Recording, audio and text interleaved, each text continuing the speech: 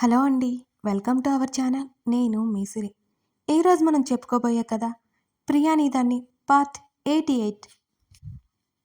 అంతకుముందు నన్ను కోపడిన విషయం ఆ రాత్రికి మర్చిపోయాడు రిషి. ఏంటో ఈ మనిషి. నిజానికి లేడీస్‌కి కాదు మూడ్ స్వింగ్స్ ఉండేది. ఇదిగో ఇలాంటి అనవసరంగా చిరాకు పడే వాళ్ళకే. ముఖ్యంగా మా సార్‌కి. అతను చాలా మామూలుగా ఉన్నాడు. భోజనం చేసేటప్పుడు కూడా. ఇతని వింత ప్రవర్తన చూస్తుంటే నాకెక్కడో తేడా కొడుతుంది. రోజూ బద్ధకంగా ఉండి ఉండి 2 ఇంచులు లావు వచ్చిన ఫీలింగ్ కలిగింది నాకైతే. రోజు అలారం పెట్టుకుని మరీ ఉదయాన్నే లేచాను. ఉదయాన్నే కిందకు వచ్చిన నన్ను చూసి శాంతమ్మ ఒక్కింత ఆశ్చర్యపోయింది. కాఫీ ఇమ్మంటారా అని అడిగిన శాంతమ్మని వద్దు అన్నట్టు తల ఊపి నేనే పెట్టుకుని ఫ్లాస్కోలో పోసుకుని గదిలోకి తీసుకొచ్చాను. రిషిని లేపి ఫ్రెష్ అవ్వడానికి వెళ్ళిపోయాను. రోజు ఎలా పడితే అలా లేస్తున్న అతనికి కాస్త వింతగా ఉందేమో నా ప్రవర్తన. నేను వచ్చేసరికి అతని బాల్కనీలో కూర్చున్నాడు. ఇటేమైనా సన్ రైజా? ఏం చేస్తున్నాడు అసలు? ముఖం మరొకసారి తుడుచుకొని కాఫీ కప్పు తీసుకుని దాని దగ్గరికి వెళ్ళాను. అది అందుకొని బయటికి చూస్తున్నాడు. ఎదురింటి వాళ్ళ పిల్లలు అనుకుంటా గార్డెన్లో ఆడుకుంటుంటే చూస్తున్నాడు రిషి. ఇష్టమా? నా మాటకి అర్థం కానట్టు నా వైపు చూశాడు. పిల్లలు అంటే ఇష్టమా అని అడిగాను నేను అతనికి క్లారిటీ ఇస్తూ. బాగుంటుంది కదా పిల్లలుంటే, ఎంతో ప్రశాంతంగా చెప్పాడు ఆ విషయం నాకు. ఆహా, ఒక్కదానికైనా నేను అడిగిన దానికి సరిగ్గా ఆన్సర్ చేశాడని సంతోషపడిపోయాను. మరి అతడు కాఫీ తాగుతున్నంతసేపు చూపటే ఉంది అతనిది. ఈ సంఘటన నా మనసులో అలా ముద్రించుకుపోయింది. నా చూపు ఆటోమేటిక్గా అటువైపుకి వెళ్ళింది. ఏవేవో ఊహలు ఎంతో అద్భుతంగా ఉన్నాయవి. రిషి పిల్లలతో ఆడుకుంటున్నట్టు, నేను వాళ్ళని చూస్తున్నట్టు. రిషి పిలుపుకి ఉలిక్కిపడి తల తిప్పి చూశాను. ఆలోచనల నుంచి బయటకొచ్చాను. నా చేతిలో కాఫీ కప్ పెట్టి నన్ను అదోలా చూసి వెళ్ళిపోయాడతను. అతనటు వెళ్ళగానే కిందకి వెళ్ళిపోయాను. టిఫిన్ నేనే రెడీ చేశాను. ఇంట్లో పని అయినా చేయకపోతే కష్టం కదా. అది నా రిషి కోసం చేస్తున్నది నాకు సంతోషాన్ని కలిగించేది. అతడు కిందకు వస్తూనే ఆశ్చర్యంగా చూశాడు. టిఫిన్ ఎలా ఉన్నా అడ్జస్ట్ అయిపో, అంతేగాని తినకుండా వెళ్ళకు అంటూ పెడుతుంటే శాంతమ్మ నవ్వుకుంటూ వెళ్ళిపోయింది అక్కడి నుంచి. అతను ఏం మాట్లాడకుండా తింటుంటే పర్లేదు అనిపించింది నాకు.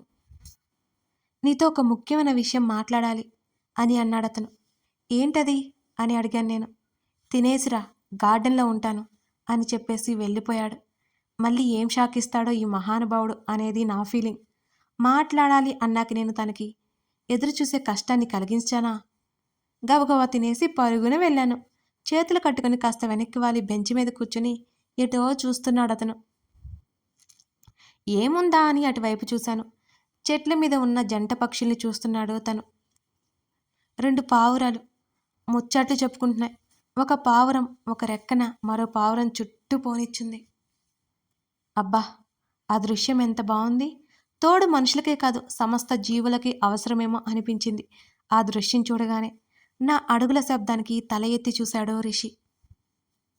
కూర్చో. తనకి కాస్త దూరంలో కూర్చున్నాను నేను. ఏం మాట్లాడాలి నాతో అని అడిగాను.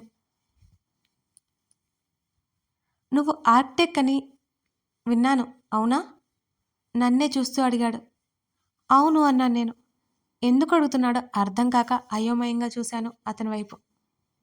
నువ్వు ఆఫీస్లో ఆర్కిటెక్ట్ అవసరం మన ఆఫీస్లో, నువ్వు జాయిన్ అవుతావా అని అడిగాడు. మన అని తను అనడం నా కళ్ళల్లో నీళ్లు తిరిగాయి. అది అతనికి ఒక పదం, కానీ నాకు ఒక బంధం. నేనా? నాకంటే బెస్ట్ ఆర్కిటెక్ట్ ఉంటారు కదా మీకు అని అడిగాను నేను. తన కంపెనీతో పోల్చుకుంటే నేను వర్క్ చేసింది చాలా చిన్న కంపెనీ. అందుకే అసలు నన్ను ఎందుకు అడుగుతున్నాడు? నిజంగానే విభ్రమం చెందాను నేను. నువ్వు వస్తావా రావా అది చెప్పు. వాళ్ళ గురించి వీళ్ళ గురించి చెప్పొద్దు. కాస్త విసుక్కున్నట్టుగా మాట్లాడాడు. నువ్వు రమ్మంటే కాదంటానా అని అనాలి అని కూడా నోట్లోనే ఆపాను. వస్తాను కానీ నాకంత ఎక్స్పీరియన్స్ లేదు అని అన్నాను నేను. పర్లేదు కావాలంటే ఇవాళ రావచ్చు. ఈసారి మరింత షాక్‌లోకి వెళ్ళిపోయాను నేను అతని మాటలకి. అదేంటి అంత సడన్‌గా? రావాలంటే రమ్మని చెప్తున్నాను. నీ ఇష్టమిక. ఇవాళ రేపు నీ ఇష్టం అని లేచి వెళ్ళిపోతున్న అతని చేతిని పట్టేసుకున్నాను నేను. భుజం మీదుగా నా వైపు చూశాడతను. అరే! అంత కోపమెందుకు? వస్తానని చెప్పాను కదా! నాకు 10 నిమిషాలు టైం ఇవ్వు. చీర మార్చుకుని వస్తాను అని అన్నాను నేను. సరే అంటూ కారు దగ్గరికి వెళ్ళిపోయాడతను. నేను పరుగున గదిలోకి వెళ్ళాను. ఇదంతా నాకు ఆశ్చర్యంగానే ఉన్నా, మా సార్ ఎక్కువ టైం ఇవ్వలేదు కదా ఆశ్చర్యపోవడానికి. గబగబా చీర మార్చుకొని, హ్యాండ్ బ్యాగ్ తీసుకుని, ఫోన్ తీసుకుని అన్నీ చెక్ చేసుకుని బయటికి నడిచాను. అతడు కారు బయటే నిలబడి ఫోన్ చూసుకుంటున్నాడు. నేను అతనితో పాటు కారెక్కాను. దారి పొడవునా ఎన్నో ఆలోచనలు. అసలు నన్నెందుకు సెలెక్ట్ చేశాడు? అక్కడ ఎలా ఉండాలి నేను? అసలెలా ఉంటాడితను? అతని వైపు చూశాను. సూటిగా రోడ్డు వైపు చూస్తున్నాడతను. ఒక చోట కారాపాడు. అది ఒక హౌస్. కట్టడం పూర్తయినట్టుంది అంతే. నన్ను లోపలికి తీసుకెళ్ళాడు. ఇల్లంతా చూశాను, గమనించాను. మళ్ళీ బయటకొచ్చేశాడు నాతో పాటు. లోపల పని జరుగుతోంది. ఇద్దరం బయలుదేరాం. హౌస్ మోడల్ చూసావు కదా! ఎలా ఉంది? అని అడిగాడు. నాకేం నచ్చలేదు. ముఖం మీద చెప్పేశాను నేను. ఎందుకంటే లోపల అన్నీ ఎలాగో ఉన్నాయి. ఆ ఇంటి డిజైన్ గీసింది ఎవడో కానీ తన్నబుద్దయింది నాకు. ఎందుకు నచ్చలేదు? అని నన్ను ఒకసారి చూసి మళ్ళీ రోడ్డు వైపు తల తిప్పాడు. ఎందుకంటే ఏ ఒక్కటైనా సరిగ్గా ఉన్నాయా? ఎవడో ఆ ఇంటి డిజైన్ గీసినోడు అని ముఖం చిట్లించి అడిగాను. ఎందుకో తన పెదవుల మీద నవ్వు. కొంపదీసి నువ్వా ఏంటి? అని అడిగాను నోటి మీద చేయి వేసుకొని. చేసే మూడ్ లేకపోతే ఊరికే కూర్చుంటున్నాను కానీ అలాంటి దిక్కుమాలిన డిజైన్ సజెస్ట్ చేయను, అర్థమైందా? అని అన్నాడు రిషి. అసలు నన్నెందుకు తీసుకొచ్చావు? ఆ ఇల్లు ఎవరిది? అయోమయంగా అడిగాను నేను అతన్ని. న్యూ ప్రాజెక్ట్ ఒకటొచ్చింది. దానికోసం నిన్ను తీసుకెళ్తున్నాను. ఇక ఆ ఇంటి డిజైన్ చేసింది మనవాడే అని అన్నాడు. చిచి, ఏ ఒక్కటి సరిగ్గా లేదు. నేనే బెటర్ అన్నాను ముఖం వికారంగా పెట్టుకొని. అందుకే కదా తీసుకెళ్తున్నాను అని అన్నాడతను. నీకు ఐడియా ఉంది కదా, నువ్వెందుకు చూసుకోవట్లేదు? నేను ప్రశ్నించాను. నాకు ఇంట్రెస్ట్ లేదు, టైం కూడా లేదు అని ముఖం గంభీరంగా పెట్టుకున్నాడు. అయోమయంగా చూశాను నేను. అంతకుమించి ఇంకేం చేయగలను? ఇద్దరం ఆఫీస్లోకి ఎంటర్ అవ్వగానే స్టాఫ్ చూసి షాక్ అయిపోయారు మమ్మల్ని. నాకు కాస్త కంగారు వేసి రిషి వెంట పరుగున వెళ్ళాను. తన క్యాబిన్ ఎంత బాగుందో, బ్లాక్ అండ్ వైట్ థీమ్ మొత్తం. తను నాకు ఒక కొత్త ప్రాజెక్ట్ గురించి మొత్తం వివరిస్తున్నాడు. రిషి రాధారాణి గారి పేర్లు కలిసేలా వాళ్ళ నాన్నగారు ఆర్ఆర్ పేరుతో కన్స్ట్రక్షన్ స్టార్ట్ చేశారు. ఇప్పుడు పెద్ద ప్రాజెక్ట్ వచ్చింది. బోల్డని ఇల్లు కట్టించాలి, లిమిటెడ్ బడ్జెట్తో. ఆ బాధ్యత నా మీద పెట్టేశాడు. ఫస్ట్ టైం ఇలా షాక్లో ఉన్నాను నేను. అసలు నా వల్ల అవుతుందా? ప్లీజ్, ఇది మామూలు విషయం కాదు. చాలా పెద్ద ప్రాజెక్ట్ ఇది. అసలు నా వల్ల కాదు, కంగారుగా అన్నాను నేను. అవుతుంది, అవ్వాలి.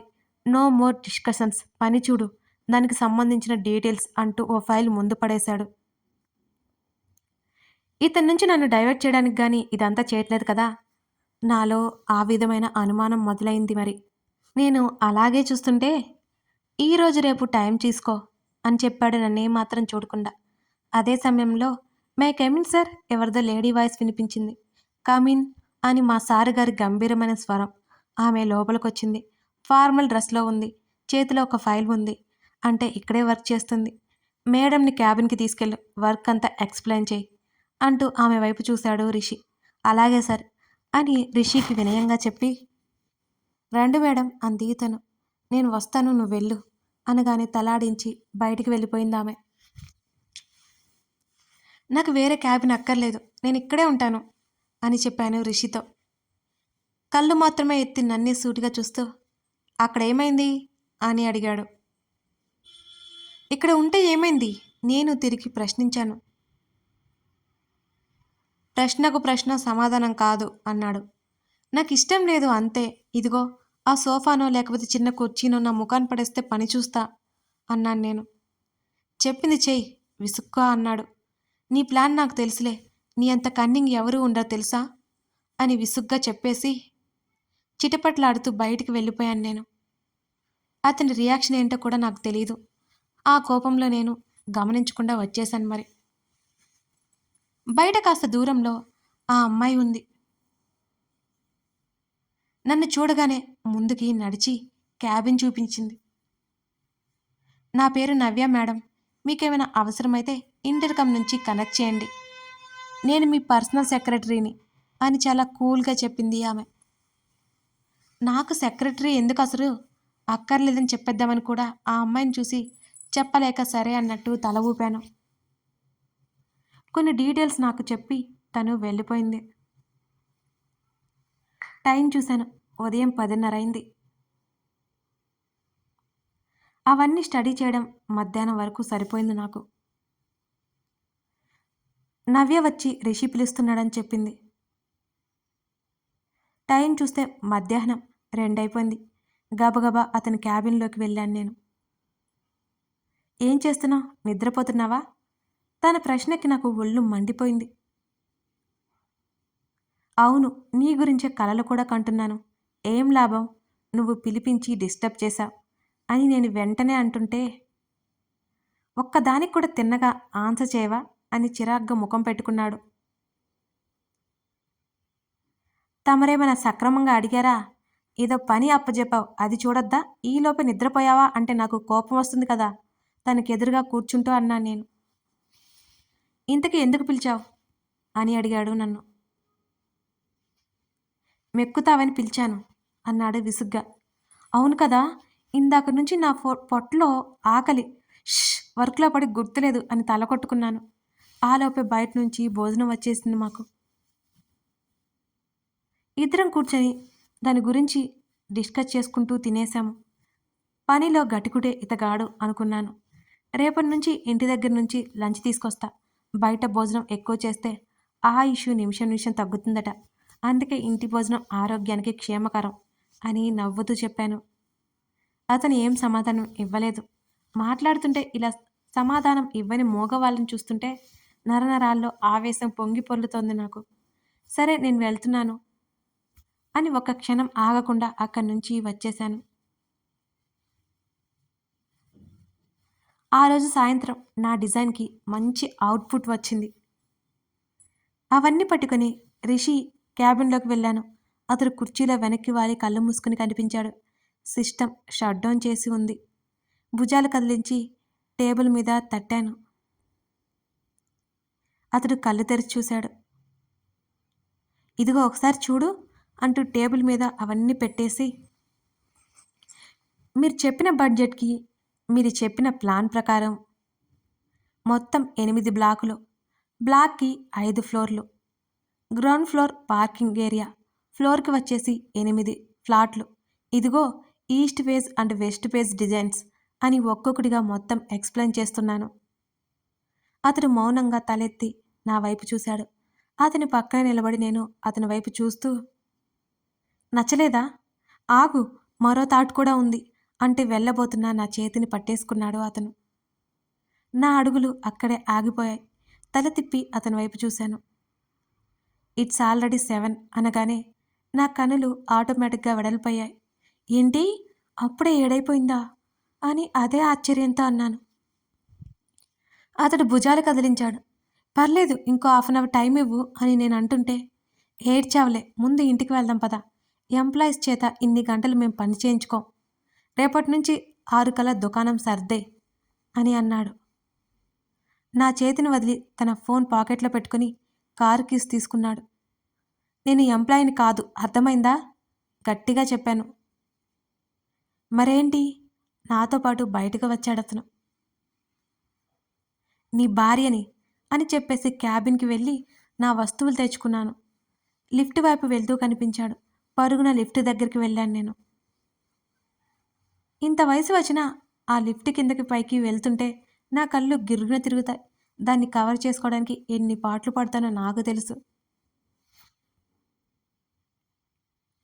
అది అతనికి కనిపించనీయకుండా చాలా జాగ్రత్త పడ్డాను నేను. ఇద్దరం కారులో ఇంటికి బయలుదేరాం. అతనితో బోల్డ్ అన్ని విషయాలు మాట్లాడుతూనే ఉన్నాను. ప్రతిరోజు నా రోజు ఎంత భారంగా గడుస్తుందో ఈరోజు అంత తేలిగ్గా గడిచిపోయింది. అసలు సమయమే తెలియలేదు నాకు. నాలో ఏదో ఆశ మొలకెత్తింది. ఆ ఆశ త్వరలోనే చిగురించబోతుందని నాకనిపించింది ఆ క్షణం. కథ కొనసాగుతోంది. రిషి అవనిని ఆఫీస్‌కి ఎందుకు తీసుకెళ్ళి ఉంటాడు? రిషి మనసులో ఏముంది? అవని కోరుకున్నట్టు జరగబోతుందా? ఈ విషయాలన్నీ తెలియాలి అంటే మన ఛానల్‌ని సబ్స్క్రైబ్ చేసుకొని ఫాలో అవ్వాల్సిందే. స్టోరీ నచ్చితే లైక్ చేయండి. Thank you.